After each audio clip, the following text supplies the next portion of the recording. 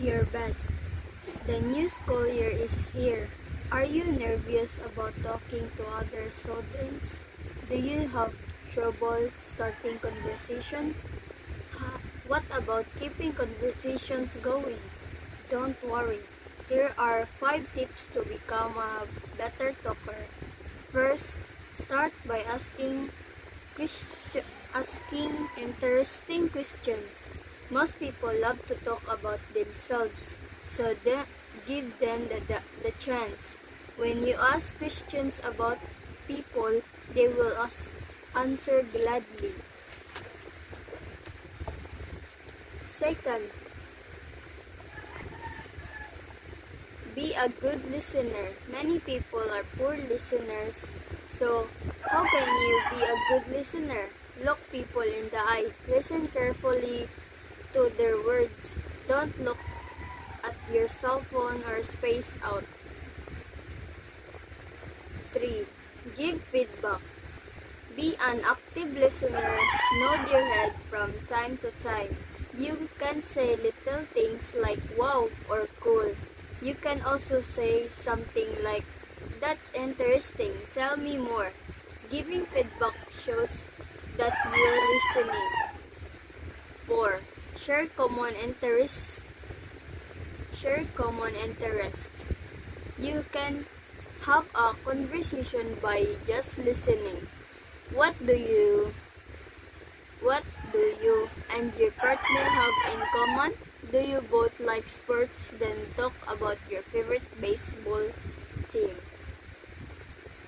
5. Pay attention to the listener. Sometimes people may not be interested in your topic.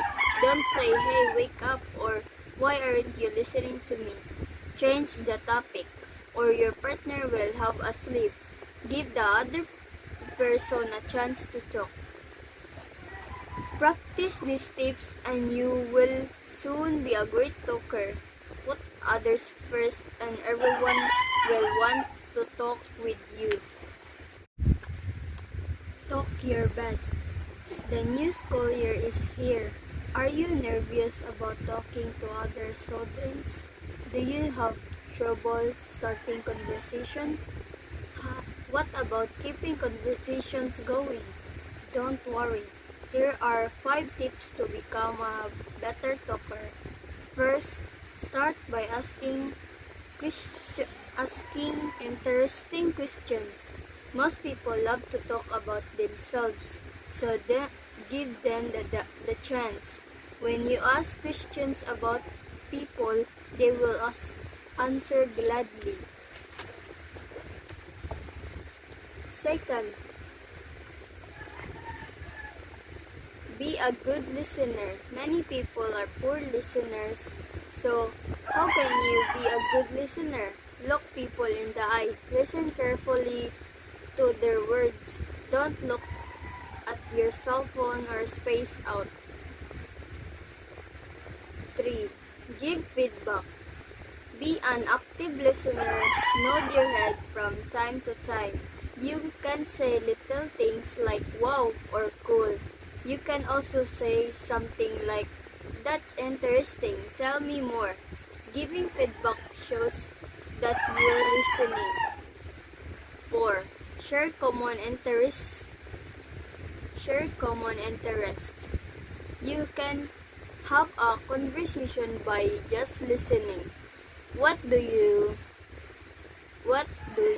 and your partner have in common? Do you both like sports? Then talk about your favorite baseball team. 5. Pay attention to the listener.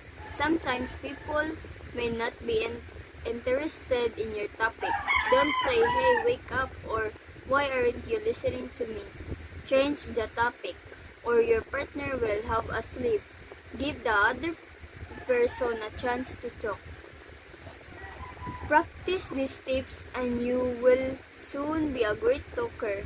Put others first and everyone will want to talk with you. Talk your best. The new school year is here. Are you nervous about talking to other students?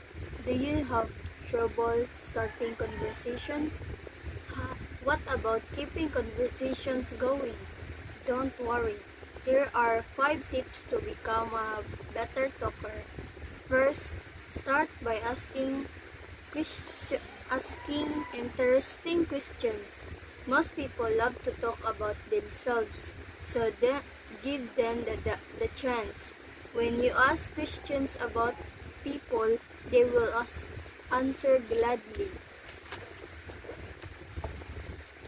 Second, be a good listener. Many people are poor listeners, so how can you be a good listener? Look people in the eye. Listen carefully to their words.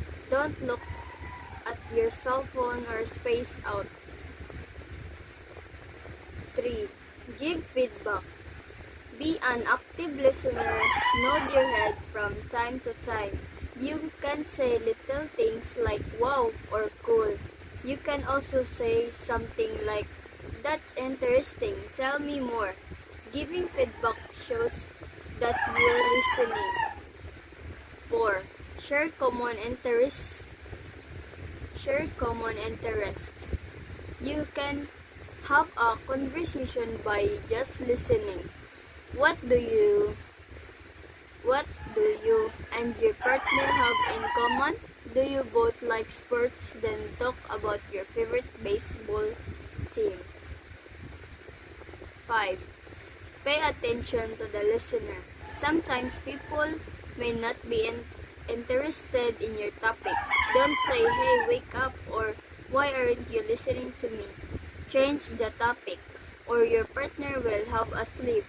Give the other person a chance to talk. Practice these tips and you will soon be a great talker. Put others first and everyone will want to talk with you. Talk your best. The new school year is here. Are you nervous about talking to other students? Do you have trouble starting conversation? What about keeping conversations going? Don't worry. Here are 5 tips to become a better talker. First, start by asking interesting questions.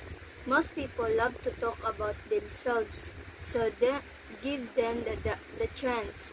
When you ask questions about people, they will answer gladly. Second, be a good listener. Many people are poor listeners, so how can you be a good listener? Look people in the eye. Listen carefully to their words. Don't look at your cell phone or space out. 3. Give feedback. Be an active listener. Nod your head from time to time.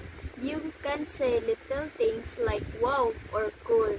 You can also say something like, that's interesting, tell me more. Giving feedback shows that you're listening. 4. Share common interests. You can have a conversation by just listening. What do you and your partner have in common? Do you both like sports? Then talk about your favorite baseball team. 5. Pay attention to the listener. Sometimes people may not be interested in your topic. Don't say, hey, wake up, or why aren't you listening to me? Change the topic, or your partner will have a sleep. Give the other person a chance to talk. Practice these tips and you will soon be a great talker.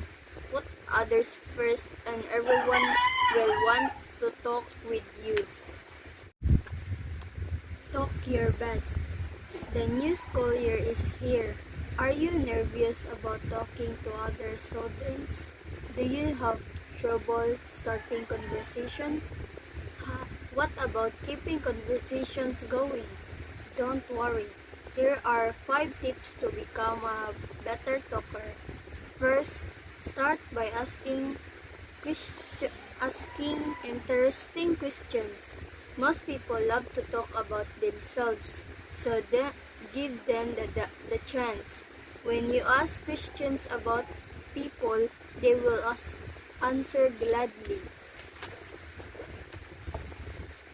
Second, be a good listener. Many people are poor listeners. So, how can you be a good listener? Look people in the eye. Listen carefully to their words. Don't look at your cell phone or space out. 3. Give feedback. Be an active listener. Nod your head from time to time. You can say little things like wow or cool. You can also say something like, "That's interesting, tell me more." Giving feedback shows that you're listening. 4. Share common interests. You can have a conversation by just listening. What do you and your partner have in common? Do you both like sports? Then talk about your favorite baseball team. 5. Pay attention to the listener. Sometimes people may not be interested in your topic. Don't say, "Hey, wake up," or "Why aren't you listening to me?" Change the topic, or your partner will have a sleep. Give the other person a chance to talk. Practice these tips and you will soon be a great talker. Put others first and everyone will want to talk with you.